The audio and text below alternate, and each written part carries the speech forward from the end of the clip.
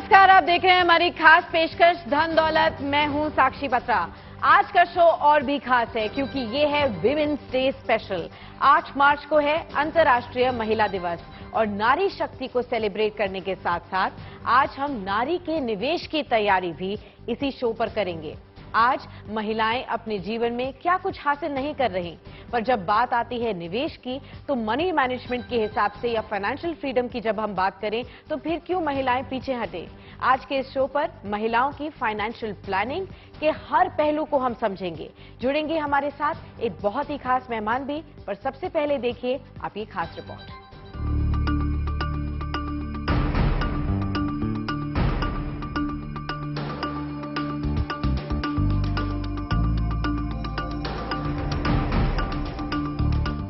सेना से लेकर स्पेस तक और कला से लेकर कॉरपोरेट तक हर क्षेत्र में बेटियां परचम लहरा रही हैं।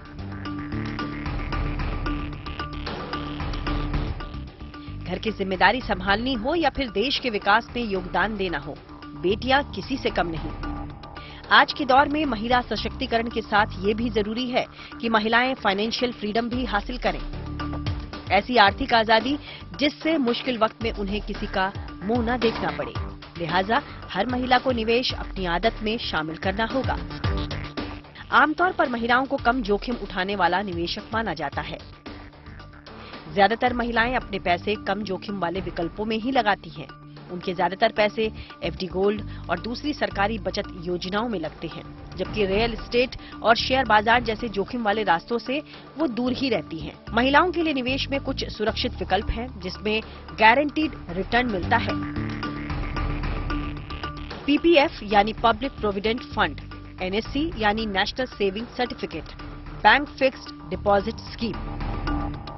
इसके अलावा भी निवेश के कुछ और विकल्प मौजूद हैं, जिनमें इन्वेस्ट कर महिलाएं बेहतरीन रिटर्न हासिल कर सकती हैं। पहला है म्यूचुअल फंड, जिसमें निवेश कर अच्छा रिटर्न हासिल किया जा सकता है। सॉवरेन गोल्ड बॉन्ड भी निवेश का एक बढ़िया जरिया है। शेयर बाजार रिस्क और रिवॉर्ड के फॉर्मूले पर चलता है।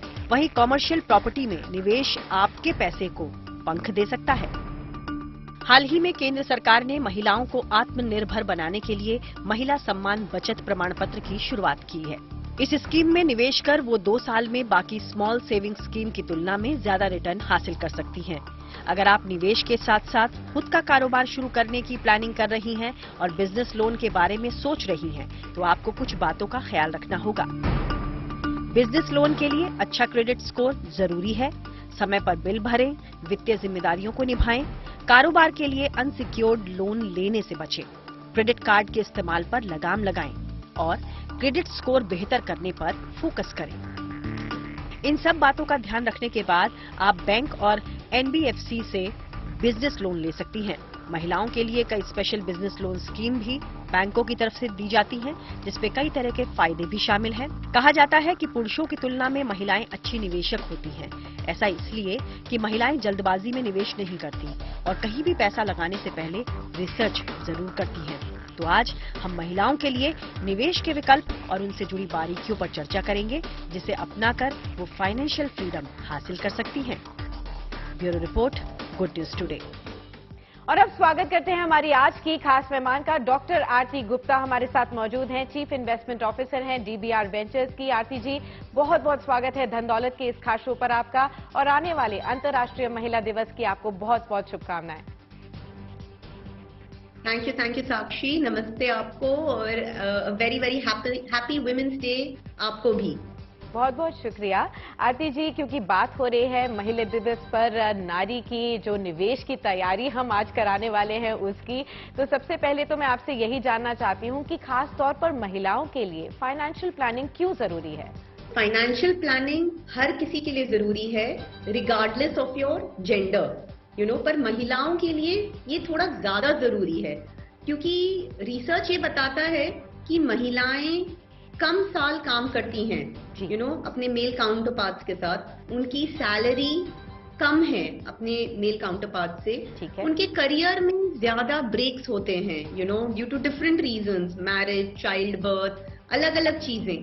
पर महिलाओं की लाइफ एक्सपेक्टेंसी यानी वो आदमियों से ज्यादा साल जिंदा रहती हैं। जी। इसीलिए उनके लिए बहुत बहुत जरूरी होता है फाइनेंशियल प्लानिंग। आरती जी, मैं ये भी जानना चाहती हूँ कि आज के दौर में हम सेलिब्रेट करते हैं विमेन अचीवमेंट्स को, जहाँ एक तरफ महिलाओं ने अर्न करना भी शुरू कर दिया है, वो स्पेंडिंग के लिए भी किसी और के ऊपर निर्भर नहीं है, लेकिन जब बात आती है निवेश की, तो क्या विमेन इन्वेस्टर्स उतना ही इंटरेस्ट ले रहे हैं अपने निवेश के डिसीजंस को लेते हुए?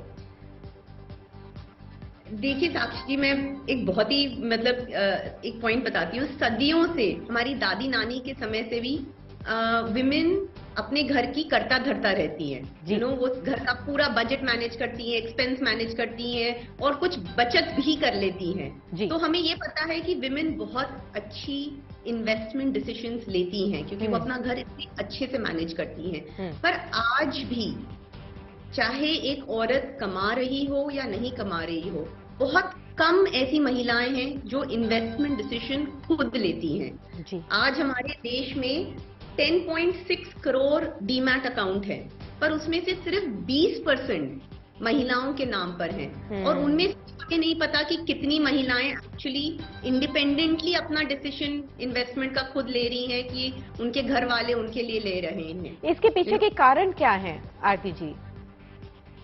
मुझे लगता है कि ये प्रश्न मुझे कई बार पजल करता है, क्योंकि मैं खुद एक महिला निवेशक हूँ जो अपने इन्वेस्टमेंट डिसीजंस खुद लेती हूँ। पर मुझे लगता है कि देखिए, हम सब जानते हैं कि हमारे स्कूल के टाइम पे या कॉलेज के टाइम पे मैथ हो या अकाउंट्स हो, महिलाएं, लड़कियां ही टॉप करती थी। तो ऐसा क्या हो जाता है आगे चलकर कि हम अपना वो कॉन्फिडेंस खो देती हैं कि हम शायद सही इन्वेस्टमेंट डिसीजन नहीं ले पाए, या ये कल्चरली है कि पर्स स्ट्रिंग्स जो बोलते हैं, घर का फाइनेंशियल डिसीजन मेल्स करते हैं, चाहे वो आपके फादर हो, भाई हो या हस्बैंड हो। I think house hold finances एक जॉइंट डिसीजन होना चाहिए। आप कमा रही हो या नहीं कमा रही हो। बिल्कुल, आपने ये सही बात कही कि जॉइंट डिसीजन होना बहुत जरूरी है। आपने एक और बहुत खास बात बताई कि सदियों से हम देखते आए हैं, जो महिलाएं हैं घर की, वही घर चलाती हैं और उन्हीं के हाथ में पैसा दिया जाता था, क्योंकि ऐसा माना जाता था कि वो पैसे का सही उपयोग कर सकती हैं। तो महिलाओं की ऐसी कौन सी क्वालिटीज है जो कि उनको एक बेहतर निवेशक बनाती हैं? मेरा जो 12-13 साल का एक्सपीरियंस है एज एन इन्वेस्टर, मुझे उसमें ये समझ में आया है कि अच्छा इन्वेस्टर होने के लिए सबसे जरूरी ये नहीं है कि आपकी नॉलेज कितनी ज्यादा है कोई कंपनी के बारे में, या आपके पास कोई स्टॉक टिप है। आई थिंक सबसे जरूरी चीज है पेशेंस। आप एक अच्छा प्रोडक्ट चूज करें, उसमें इन्वेस्ट करें और मार्केट की वॉलेटिलिटी से डरे बिना उसमें इन्वेस्टेड रहें। सबसे ज्यादा पैसा उन्होंने बनाया है जब मार्केट में, बेयर मार्केट में जिन्होंने इन्वेस्ट किया है, या बेयर मार्केट में जिन्होंने अपना पैसा निकाला नहीं है। तो मुझे लगता है आई थिंक इन्वेस्टमेंट के लिए जेंडर लेंस लगाना जरूरी नहीं है, पर फिर भी क्योंकि महिलाओं में थोड़ा सा पेशेंस ज्यादा होता है, थोड़ा सा हम लोग रिस्क अवर्स होते हैं, जिसकी वजह से हम ज्यादा ड्यू डिलिजेंस करते हैं। आई पर्सनली फील कि दे मेक बेटर इन्वेस्टर्स। बिल्कुल। आरती जी, आप बने रहिए हमारे साथ। फिलहाल हम अपनी महिला दर्शकों को बताते हैं कि ऐसे कौन से 5 गोल्डन रूल्स हैं जिन्हें फॉलो करके वो फाइनेंशियल फ्रीडम की ओर अपने कदम बढ़ा सकती हैं। तो सबसे पहले सेट करें अपने फाइनेंशियल गोल्स को। लॉन्ग टर्म गोल्स और शॉर्ट टर्म गोल्स को आप आइडेंटिफाई करें और इस पर डिसाइड करें कि ये कौन कौन से वित्तीय गोल्स हैं जो कि आपको अपने लाइफ में अचीव करने हैं। दूसरा, फाइनेंसेस में ज्यादा से ज्यादा इन्वॉल्व हों। घर में जो भी फाइनेंशियल डिसीजंस हों उनमें आप हिस्सा ले सकें, जिससे ज्यादा से ज्यादा खरीदारी में, जब भी आपको पैसे स्पेंड करने हो या फिर निवेश करने हो, इन सभी डिसीजंस में आपका अपना ओपिनियन भी बहुत जरूरी है। तीसरा, आप अपने नॉलेज को बढ़ाइए जो कि फाइनेंशियल प्लानिंग से रिलेटेड हो, फिर चाहे वो टैक्स प्लानिंग से रिलेटेड हो, इंश्योरेंस के बारे में हो, हेल्थ इंश्योरेंस या हेल्थ के बारे में हो, परचेजिंग करनी हो, कोई स्पेंडिंग करनी हो, या फिर सेविंग और इन्वेस्टमेंट्स के बारे में ही क्यों ना हो। इन सभी बातों को लेते हुए आपकी अपनी नॉलेज भी काफी ज्यादा जरूरी है। तो इसे एनहांस करने के लिए तरह तरह के फोरम्स पर जाकर आप अपनी नॉलेज को बढ़ाइए। चौथा, इमरजेंसी फंड को मेंटेन कीजिए, क्योंकि लाइफ की कोई भी सर्टेनिटी नहीं है। ऐसे में किसी भी इमरजेंसी के लिए आपके पास एक लिक्विड फंड तैयार होना चाहिए। आमतौर पर एक्सपर्ट्स ऐसा मानते हैं कि 6 महीने से 1 साल तक की सैलरी का जो रकम है वो आपके पास एक इमरजेंसी फंड पर के तौर पर तैयार रहनी चाहिए। और पांचवा गोल्डन रूल है कि आप अपने निवेश की तरफ कदम बढ़ाएं। जो भी आपका पैसा है उसे किसी बैंक में कैश को आइडली सिट होने मत दें और खासतौर पर गोल बेस्ड इन्वेस्टिंग के हिसाब से अलग अलग एसेट क्लासेस में आप निवेश जितना जल्द हो सके उसकी शुरुआत करें। और अब लौटते हैं हमारी खास मेहमान डॉक्टर आरती गुप्ता के पास जानने के लिए कि फाइनेंशियल प्लानिंग के हर एस्पेक्ट को मुकम्मल कैसे किया जाए। डॉक्टर आरती, ये बताइए कि एक इंश्योरेंस के बारे में जब हम बात करते हैं तो अक्सर महिलाएं इसके बारे में ध्यान नहीं देती हैं। यूजुअली इंश्योरेंस को फैमिली प्रोडक्ट के हिसाब से ले लिया जाता है, जहां पर कई बार ऐसा देखा जाता है फैमिली का हर मेंबर शायद एडिक्वेटली इंश्योर्ड नहीं है। ये बात हो रही है हेल्थ इंश्योरेंस की। मैक्सिमम केसेस में हम ये देखते हैं महिलाएं टर्म इंश्योरेंस या लाइफ इंश्योरेंस लेती ही नहीं हैं, क्योंकि अक्सर जो फैमिली के ब्रेड विनर्स होते हैं वो इस इंश्योरेंस को लेते हैं। इंश्योरेंस एज अ प्रोडक्ट कैसे समझा जाए, महिलाओं को इसके लिए किस तरीके से प्लानिंग करनी चाहिए, ये बताइए। इंश्योरेंस जो प्रोडक्ट होता है वो इंडिविजुअल्स को प्रोटेक्ट करने के लिए होता है, फैमिलीज को प्रोटेक्ट करने के लिए होता है कि जो अनएक्सपेक्टेड इवेंट्स होते हैं, जो आप इवेंट्स एक्सपेक्ट नहीं कर रहे, उनके लिए होता है। तो आई थिंक आज के डे एंड एज में हेल्थ इंश्योरेंस स्पेशली महिलाओं के लिए बहुत ही ज्यादा जरूरी है। आजकल हम इतने केसेस सुन रहे हैं डिजीजेस लाइक कैंसर, जिसका ट्रीटमेंट इतना ज्यादा एक्सपेंसिव होता है कि जो अच्छे वेल ऑफ लोग भी अपनी पूरी सेविंग्स गवा देते हैं उस कैंसर ट्रीटमेंट में। तो अच्छा हेल्थ इंश्योरेंस होना आज बहुत जरूरी है। एंड मेरे ख्याल से आप उसको एक कंटिंजेंसी के जैसे देखिए। आप एक सर्विस ले रहे हैं कि अगर कुछ हो जाए तो उस वजह से आप उसको इन्वेस्टमेंट के जैसे ना देखें, ज्यादा प्रोटेक्शन की जैसे देखें। तो बहुत ही जरूरी है कि आज महिला हो या पुरुष हो वो एडिक्वेटली इंश्योर्ड रहे। And I completely agree with you कि टर्म इंश्योरेंस महिलाओं के लिए कम होता है क्योंकि usually they are not breadwinners, but it is extremely important कि अगर आपकी इनकम पे या आप पर कोई डिपेंडेंट्स हैं, आपके बच्चे हैं, तो आप टर्म इंश्योरेंस भी लीजिए। बिल्कुल, आपने ये क्लैरिटी देकर बहुत ही अच्छा किया। खास तौर पर हेल्थ इंश्योरेंस को देखते हुए एडिक्वेट हेल्थ इंश्योरेंस लेना बहुत जरूरी है। इसे निवेश के तौर पर नहीं देखिए आप, खास तौर पर आप इसे कंप्लीटली प्रोटेक्शन के हिसाब से देखें। अक्सर लोग इसे निवेश और प्रोटेक्शन दोनों में कंबाइन करने की कोशिश करते हैं, स्पेशली जब टर्म इंश्योरेंस की बात आती है। लोग ऐसे प्लान लेने की कोशिश करते हैं जहां पर उनको कोई ना कोई अपने पैसे पर या निवेश पर रिटर्न मिले, लेकिन इंश्योरेंस आपके प्रोटेक्शन के लिए है। ये बात आपको जरूर ध्यान रखनी चाहिए। अब बात आती है टैक्स प्लानिंग की। ये भी अक्सर महिलाओं के लिए काफी कॉम्प्लिकेटेड होता है और वो अक्सर इसको नजरअंदाज कर देती हैं। इस चक्कर में कई बार उनके टैक्स कंप्लायंसेस छूट जाते हैं या फिर वो सही डिसीजन सही समय पर नहीं ले पाती हैं, जिससे ज्यादा से ज्यादा वो टैक्स बचा पाएं। टैक्स प्लानिंग को लेकर आपकी क्या एडवाइस रहेगी हमारे सभी विमेन व्यूअर्स के लिए? साक्षी, मतलब कंप्लीटली अग्री विथ यू कि बहुत सारी महिलाएं टैक्स प्लानिंग पर इम्पोर्टेंस नहीं देती, बट ये एक बहुत ही इम्पोर्टेंट एस्पेक्ट है, ना सिर्फ महिलाओं के लिए but as a family also. कई फैमिलीज में महिलाओं की इनकम कम होती है, तो इट्स बेटर कि आप as a family tax planning करें। इन्वेस्टमेंट ऐसे करें कि आप ऑप्टिमल स्लैब्स का यूटिलाइजेशन करें। तो फैमिली टैक्स प्लानिंग बहुत जरूरी है। और छोटी छोटी चीजें हम देख सकते हैं, फॉर एग्जाम्पल अगर एफडी के रेट जो फिक्स डिपॉजिट करते हैं हम लोग, जिन पर 33% अगर आप हाई टैक्स ब्रैकेट में हैं उस पर टैक्सेशन लग जाता है। तो अगर आप फिक्स इनकम फिक्स डिपॉजिट की जगह डेट म्यूचुअल फंड्स में इन्वेस्ट करें जो सेम फिक्स डिपॉजिट के जैसे उस पर इन्वेस्ट करते हैं, पर इन्वेस्टर को टैक्स कम लगता है। तो ऐसे प्रोडक्ट्स आइडेंटिफाई करना, स्पेशली अगर आप हाई टैक्स ब्रैकेट में आते हैं, वो बहुत जरूरी है। और एक टोटलिटी में फैमिली की टैक्स प्लानिंग करना बहुत जरूरी है, जो कई लोग नजरअंदाज कर देते हैं। तो आपने शुरुआती आंसर्स में ये बताया था कि डीमैट अकाउंट्स की अगर हम संख्या देखें तो विमेन इन्वेस्टर्स की बहुत कम है। ये डीमैट अकाउंट अक्सर या तो म्यूचुअल फंड्स के लिए और खास तौर पर स्टॉक मार्केट्स में निवेश के लिए इस्तेमाल होता है। आजकल की विमेन इन्वेस्टर्स को काफी ज्यादा इंटरेस्ट है स्टॉक मार्केट्स में देखते हुए, लेकिन नॉलेज उतनी ज्यादा नहीं है। इसीलिए मैं आपसे जानना चाहती हूँ, कुछ हाउसवाइफ्स या कुछ रिटायर्ड विमेन या फिर कुछ यंग इन्वेस्टर्स भी जब स्टॉक मार्केट्स को एज एन ऑप्शन देखते हैं, किस तरीके से उनको अप्रोच करना चाहिए? क्या उनके लिए ये सही ऑप्शन होता है निवेश करने का? 100%। आई थिंक हर इंडिविजुअल को जिसका एक डिसेंट साइज का कॉर्पस है उसको इक्विटी में इन्वेस्ट करना चाहिए।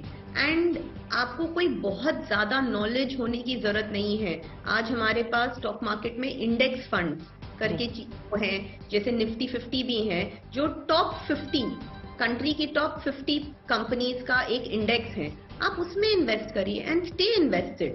You don't have to find वो एक अजूबी प्रोडक्ट है ना। आपको एवरेज रिटर्न्स चाहिए। आपको 10 से 12% का रिटर्न अगर चाहिए तो staying long term invested in good index funds will give you that return. बिल्कुल। बात जब निवेश की आती है तो सरकार ने भी हाल ही में लॉन्च की है महिलाओं के लिए एक खास स्कीम, महिला सम्मान बचत पत्र योजना। अब ये योजना क्या है, इसके फायदे क्या हैं, ये समझते हैं मेरे सहयोगी हर्ष वर्मा से। बताइए हर्ष। तो सरकार ने इस बजट में महिलाओं के लिए एक धमाकेदार स्कीम का ऐलान किया है। आज हम उसी की बारीकी आपको समझाएंगे। बहुत ही काम की स्कीम है, ध्यान से सुनिएगा। तो आखिर सबसे पहले हमने देखिए स्कीम का नाम क्या है, महिला सम्मान बचत पत्र। अब हमने इसको 3 हिस्सों में तोड़ा है। आप स्क्रीन पर साफ तौर पर देख सकते हैं क्या है ये स्कीम, कितना आपको ब्याज मिलेगा। ब्याज के साथ हम कंपेयर करके आपको बताएंगे कि कौन कौन सी फिक्स इनकम के मुकाबले ये बेहतर है, और इसके साथ ही खाता खोलने की क्या नियम और शर्त हैं। तो सबसे पहले स्कीम के बारे में समझ लेते हैं कि आखिर ये स्कीम है क्या। तो देखिए सबसे पहले ये चीज कि मैंने जैसे आपको बताया कि बजट में इसका ऐलान हो चुका है। वित्त मंत्री निर्मला सीतारमण ने इसका ऐलान किया था। अब महिलाओं को आत्मनिर्भर बनाने की कोशिश की जा रही है इसमें, कि ताकि वो सेल्फ डिपेंडेंट बन सके और ज्यादा से ज्यादा सेविंग कर सके। उसके बाद देखिए कि सालाना 2 लाख तक आप इसमें आप निवेश कर सकते हैं, जमा कर सकते हैं। ये वन टाइम स्कीम है, यानी एक बार में आप 2 लाख रुपए निवेश कर सकते हैं।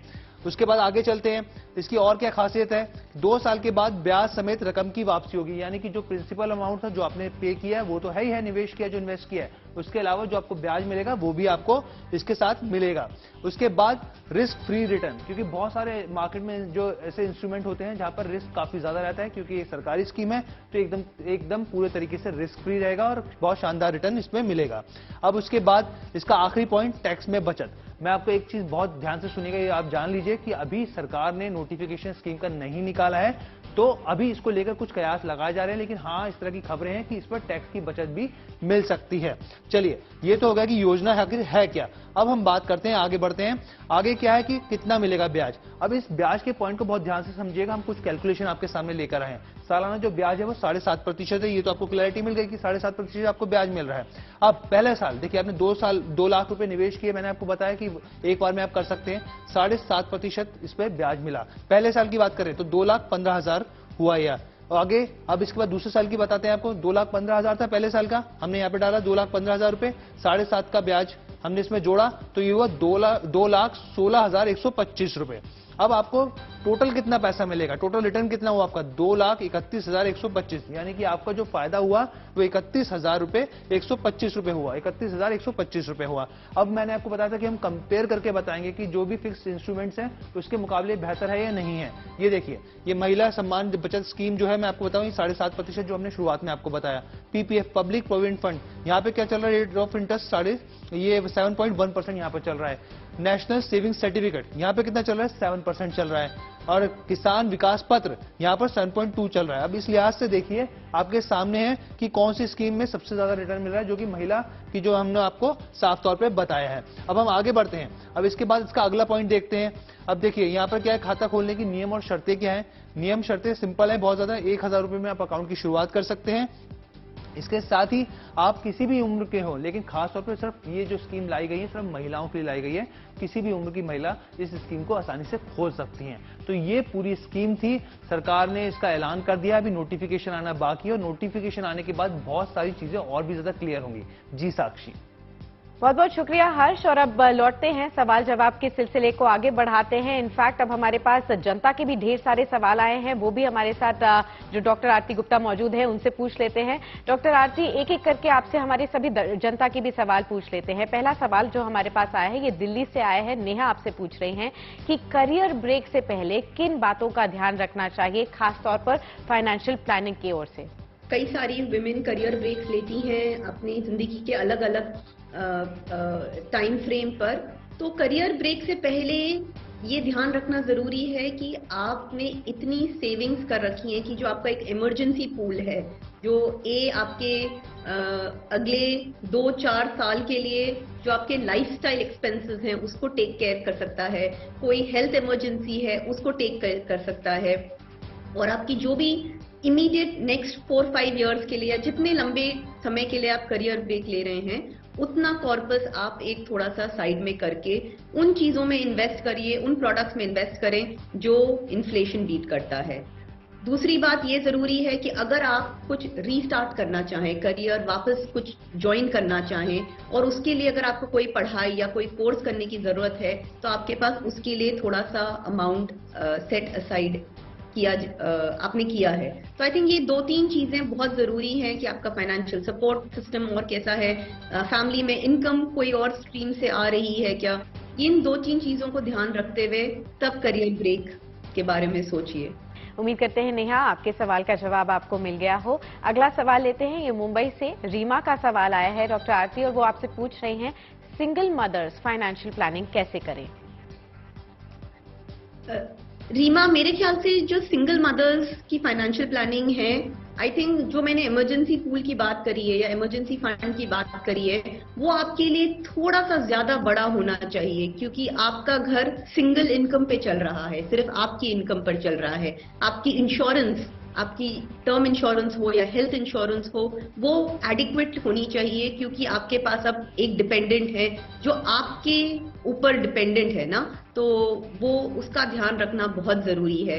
आपका चाइल्ड केयर सपोर्ट कहाँ से आ रहा है, बच्चे की एजुकेशन के लिए आपने कोई अलग से फंड जोड़ रखा है और उसको इन्वेस्ट कर रखा है, और वो एक सर्टेन परसेंटेज पे ग्रो कर रहा है कि नहीं कर रहा है, आपके लिविंग एक्सपेंसेस, तो ये सब चीजें थोड़ा सा सिंगल मदर्स के लिए ज्यादा मुश्किल हो जाती हैं, थोड़ा और ध्यान रखने की जरूरत है। बट अगर आप ठीक से फाइनेंशियल प्लानिंग करेंगे तो then it will be a smoother ride. अगला सवाल लेते हैं, ये खुशी का सवाल है, नासिक से आपसे पूछ रही हैं कि महिलाओं के लिए रिटायरमेंट प्लानिंग कैसे की जाए, इसमें किस बातों का ध्यान रखा जाए और क्यों ये जरूरी है। आई थिंक ये मतलब ये सबसे ज्यादा हमारे जो इनिशियल सवाल पर ही चला जाता है ना, कि जब आप, क्योंकि महिलाएं ज्यादा लंबा जीती हैं, बहुत जरूरी होता है कि उनके लिए वो फाइनेंशियल प्लानिंग पहले से करें, वो पहले से जोड़ कर रखें कि हम रिटायरमेंट में ये यूज करेंगे। और ऑल्सो एक ध्यान रखने की बात होती है कि हम जिंदगी भर काम करते हैं, जब हम रिटायर करते हैं तो हम हमारी वो ख्वाहिशें और अपेक्षाएं पूरी करना चाहते हैं, चाहे वो घूमना हो या जो भी हो, यू नो, वो करने की कोशिश करते हैं। तो अपनी रिटायरमेंट प्लानिंग में वो सब आपकी विशेस को फुलफिल करने के लिए फंड एलोकेट करें, यू नो, पेंशन के तरीके से हो या हेल्थ इंश्योरेंस एडिक्वेट रखें, और ये सब ध्यान रखें। जी, जो आखिरी सवाल आया है, ये रूपाली का सवाल है, जयपुर से आपसे पूछ रहे हैं कि महिलाओं को बिजनेस करने के लिए क्या बेहतर दर पर लोन्स मिलते हैं, और काम शुरू करने के लिए क्या सरकार की तरफ से भी कोई सहायता मिलती है विमेन इन्वेस्टर्स को या फिर विमेन एंटरप्रेन्योर्स को। बिल्कुल, कई सारी स्कीम्स हैं सरकार की जो विमेन एंटरप्रेन्योर्स को हेल्प करती हैं। स्टार्टअप इंडिया के उसमें भी कई सारी स्कीम्स हैं जो विमेन फाउंडर्स जो स्टार्टअप अपना लगाना चाह रही हैं, उनके लिए कई सारी स्कीम्स हैं। इनफैक्ट हम as the national head for FICCI FLO startup cell, हम लोग ने एक किताब बनाई है जिसकी डिजिटल कॉपी भी है, and I can share it with you Sakshi, अगर आपको किसी के साथ शेयर करना है, जिसमें सरकार की सारी स्कीम्स हैं कि आप कहाँ अप्लाई कर सकती हैं उन फंड्स के लिए, चाहे वो सरकार का सीड फंड हो या अलग अलग इंस्टीट्यूट्स के में ग्रांट्स के तरीके पे हो। बहुत सारी स्कीम्स हैं, आगे बढ़िए, अपना एंटरप्रेन्योरियल जर्नी शुरू करिए और इनका फायदा उठाइए। जी चलिए, बहुत बहुत शुक्रिया डॉक्टर आरती हमारे साथ बने रहने के लिए इस खास शो पर, और तमाम जनता के सवालों के भी जवाब देने के लिए। एक बार फिर से विमेंस डे की आपको बहुत बहुत शुभकामनाएं। उम्मीद करते हैं कि आपने जिस तरीके से इस पूरी फाइनेंशियल प्लानिंग को समझाया है, इससे बहुत फायदा हुआ होगा हमारे सभी विमेन व्यूअर्स को। बहुत बहुत शुक्रिया हमारे साथ बने रहने के लिए। बिल्कुल, thank you Sakshi, pleasure was all mine, thank you so much. धन दौलत के इस खास शो को यही समेटते हैं। एक बार फिर से हमारी सभी महिला दर्शकों को अंतर्राष्ट्रीय महिला दिवस की ढेर सारी शुभकामनाएं। अगले हफ्ते भी मुलाकात होगी, एक नए मुद्दे को लेकर हम आपके सामने हाजिर होंगे। तब तक के लिए अगर आपके मन में पर्सनल फाइनेंस को लेकर कोई भी सवाल है तो आप हमें लिख भेज सकते हैं dhan.daulat@GNT TV पर। तब तक के लिए नमस्कार। लेकिन GNT पर खबरों का सिलसिला चलता रहेगा।